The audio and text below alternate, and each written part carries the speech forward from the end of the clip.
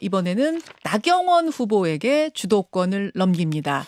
나경원 후보 역시 15분 드릴 텐데요. 질문 시간은 가능한 한 1분 내로 좀 제한해 주시면 좋겠고 상대의 답변은 30초 이상을 보장해 주셔야 됩니다. 두 명 이상의 후보자에게 그렇죠. 지금부터 3분 질문. 다 하는 건 아니죠. 네. 네, 최소한 2명 이상. 네. 가겠습니다. 네. 요새 이제 우리 여론조사에 따르면 한동훈 후보가 제일 인기가 많은 건 사실입니다. 그래서 물어봅니다. 왜 한동훈 후보를 선택하십니까? 그러고 물어보니까 잘 싸울 것 같아서. 근데 거기 핵심은 한동훈 후보가 법무부 장관 때 이렇게 말씀 잘 하시고 틱틱타카 뭐 이렇게 말할 수 있나요? 이렇게 한 부분을 이야기들을 많이 하시더라고요. 저는 이제 뭐 그 부분에 있어서 물론 잘 하셨지만 우리 법사위 뭐 김도읍 위원장 뭐 유상범 의원 정점식 의원 전주혜 의원 등이 같이 또 업무해 줬기 때문에 잘 되지 않았을까 이런 생각을 합니다. 그런데 말이에요. 지금 이제 이재명 당대표는 국회의원 배지를 단 사람입니다. 결국 우리가 가장 큰 마이크가 뭐냐. 당대표로서 본회의장에 가서 교섭단체 대표연설이라는 걸 할 수 있어요. 교섭단체 대표연설은 당대표 원내대표가 번갈아가면서 하는데 배지를 달지 않은 당대표는 들어가서 교섭단체 대표연설을 못합니다. 자, 이런 무기의 불평등 어떻게 해소하겠습니까? 얼마 전에 토론에서 나의원 후보님께서 본인이 스피커가 약하다라는 말씀을 하셨습니다. 그때는 그렇죠? 약하다는 예. 얘기죠. 제가 스피커가 충분히 강하지 않습니까? 한동훈 후보 그거는 네. 아니죠. 왜냐하면 본회의장 제가 스피커가 45분을 똑같이 맞대응하기는 어렵다. 그래서 저는 지금은 국회가 전장터이기 때문에 사실은 국회에서 같이 싸울 수 있는 이재명 당대표는 본회의장에 들어가는데 우리 당대표는 본회의장에 들어가지 못한다. 입장도 못한다. 그렇다면 원내대표하고 아주 조율을 밀접하게 하는 것도 어렵다. 또 45분이라는 스피커도 못 갖는다. 그래서 안타깝다는 말씀을 드립니다. 제가 10초라도 그리고 답변할 시간을 주셔야 되지 않을까요? 그거는 아까 본인은 답변 시간 스피커가 보장해 주시고요. 네. 연설하는 시간은 아니잖아요. 그러니까 아니, 지금 저한테 뭐 지적한 네. 나 의원님께서는 지금 처음 당대표 출마하신 거 아니잖아요. 그렇죠?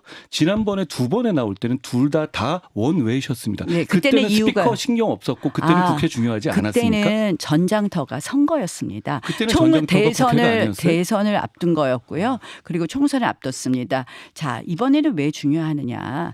여러분 지금 국회에서 탄핵을 하겠다고 하고 있습니다. 그렇기 때문에 국회에서 특검법 탄핵을 이야기하고 국회가 주 전장터이기 때문에 지적한다는 말씀을 드립니다. 자, 두 번째. 어제 토론에서도 그렇고 계속 이런 말씀하세요.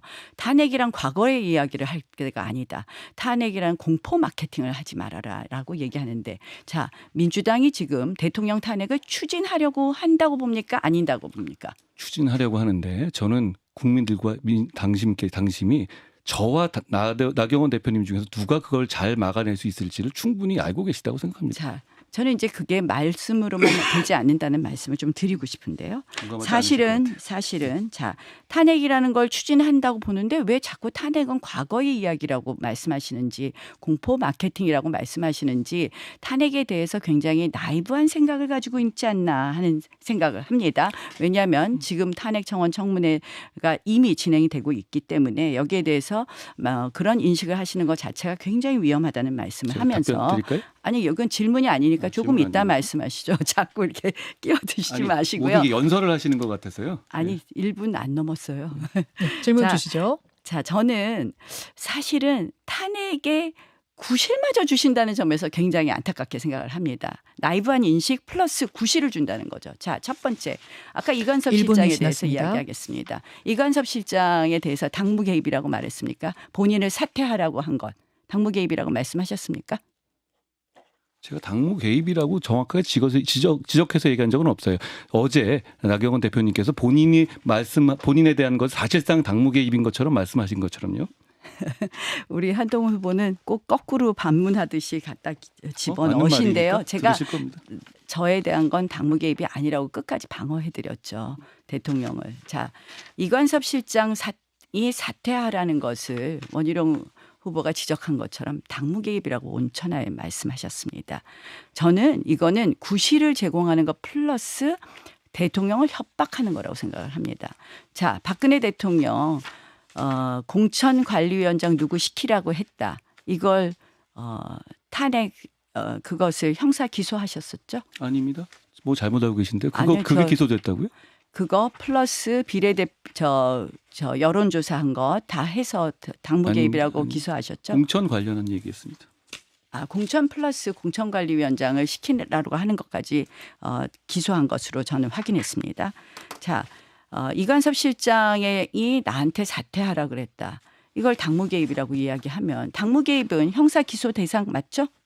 제가 답변을 드릴 기회를 주시면요. 여러 가지 말씀하셨으니까. 아니 형사 기소 대상 yes or no에서 맞습니까? 할건 아니 아니고요. 이렇게 맞습니까 물어보죠. 아닙니까? 아니 그- 저는 지금 답변을 한다 그러시면서 질문에는 답을 안 하세요. 형사 아니, 기소 그게 쭉 얘기해 놓고 나서 그렇게 짧게 아니, 보시는 아니, 거는 형사 제가 기소- 보기에는 국민들께서 형사- 오해하실 것 아니 같고요.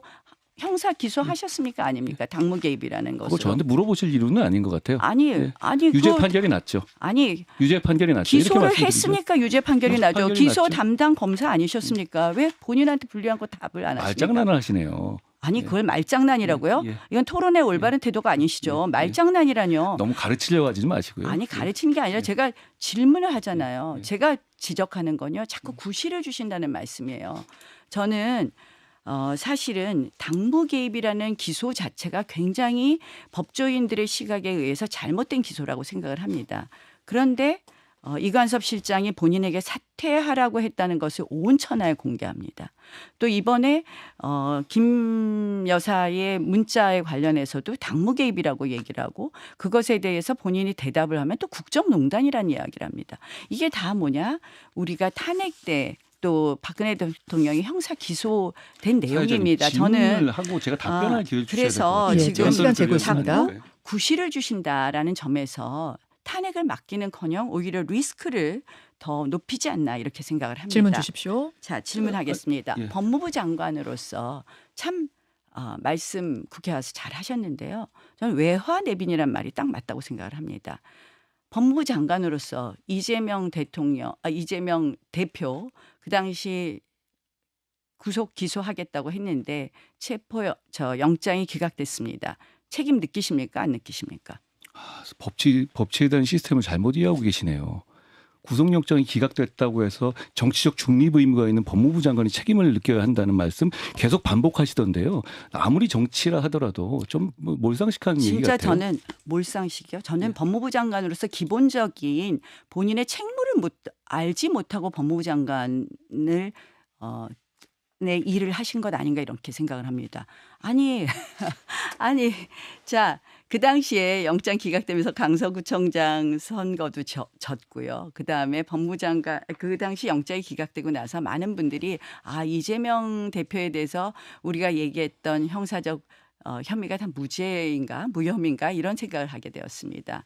자, 법무부 장관의 주요한 업무 중에서 당연히 영장을 청구했고 했다면 이러한 부분이 잘 발부될 수 있도록 챙겨보는 것이 법무부 장관의 업무 아닙니까? 영장이 발부되도록 수사에 관여하는 게 법무부 장관의 업무입니까?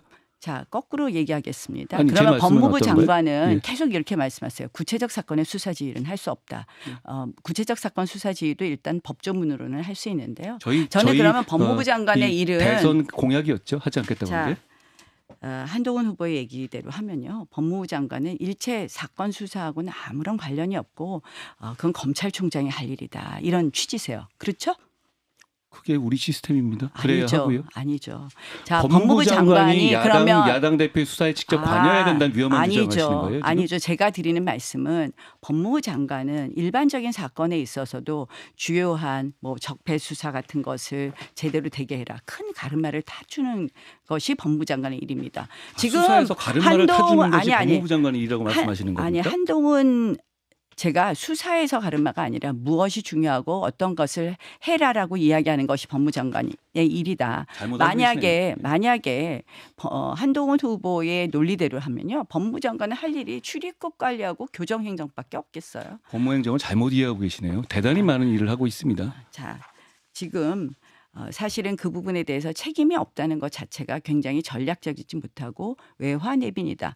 국기 문란 사건 하나도 해결하지 않았습니다. 서해 공무원 비습 사건이라든지 감사원은 밝혔는데요. 법무부는 한 일이 없습니다. 법무장관이 검찰총장 다 추천하고 임명하지 않습니까?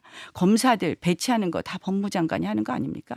주요 사건 제대로 안 된다면 인사권 행사해야 되는 것 아닙니까?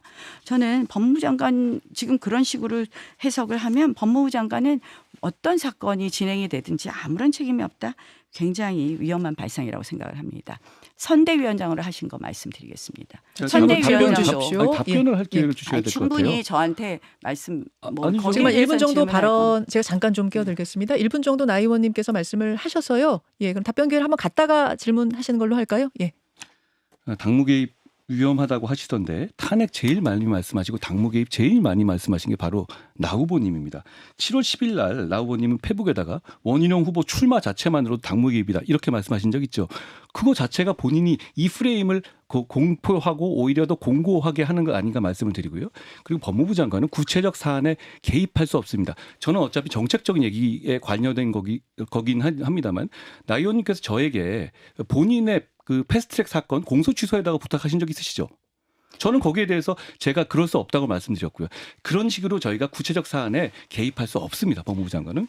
그거는 구체적 사건이 아니라요. 본인 실질적으로는 사건이잖아요.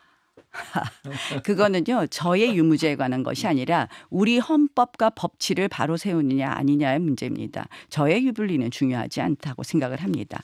자, 법무부 장관이 구체적 사건의 수사 지휘권을 남용하는 것은 저는 맞지 않다고 생각을 하지만 무엇이 중요한지 자, 마약 사건을 우리가 해결해야 된다. 이런 지침 그거 당연히 하는 겁니다. 그렇게 법무부 장관의 일을 그 정도 생각하고 하셨다면 걱정이 많이 된다는 말씀 드리고요. 그러니까 외화 내분이라는 이야기를 듣습니다.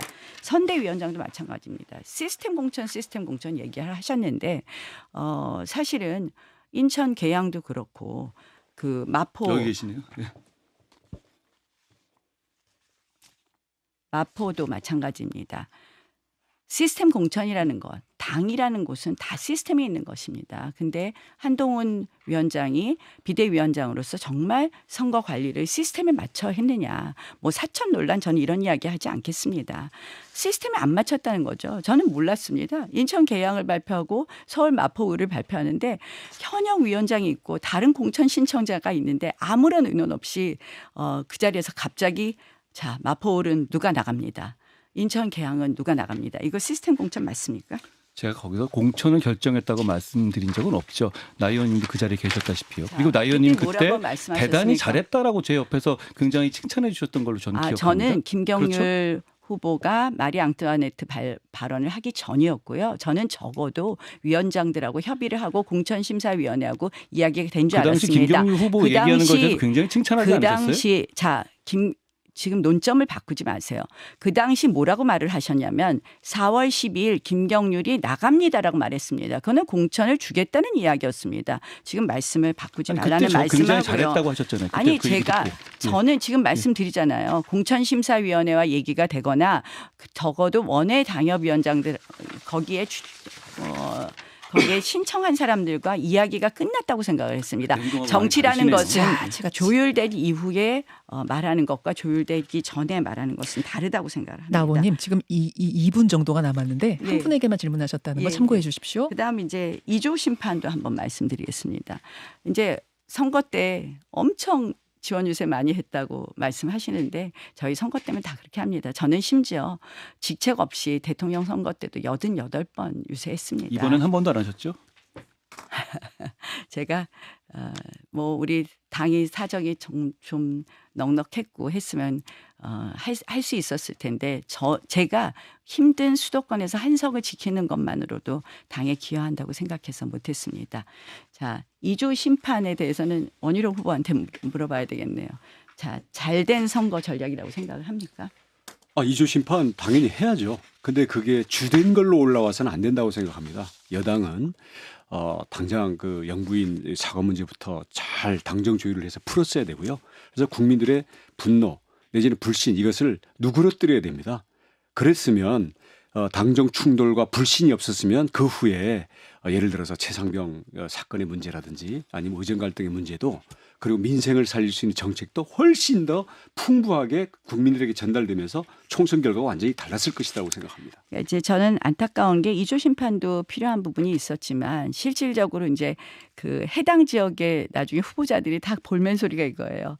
와서 2조 심판만 하고 가시면 어떡하냐. 우리 지역에 뭘 해준다라는 이야기를 해야지 진짜 도움이 되는데 그래서 참 아쉬웠다는 말을 한마디 합니다.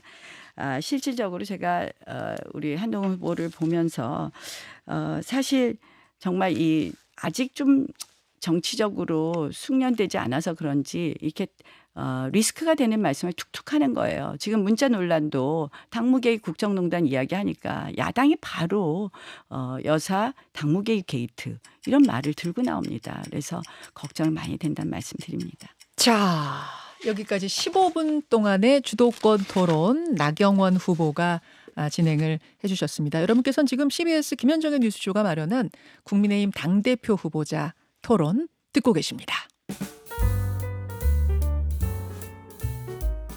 김현정의 뉴스쇼는 시청자 여러분의 참여를 기다립니다. 구독과 좋아요, 댓글 잊지 않으셨죠? 알림 설정을 해두시면 평일 아침 7시 10분 실시간 라이브도 참여하실 수 있습니다.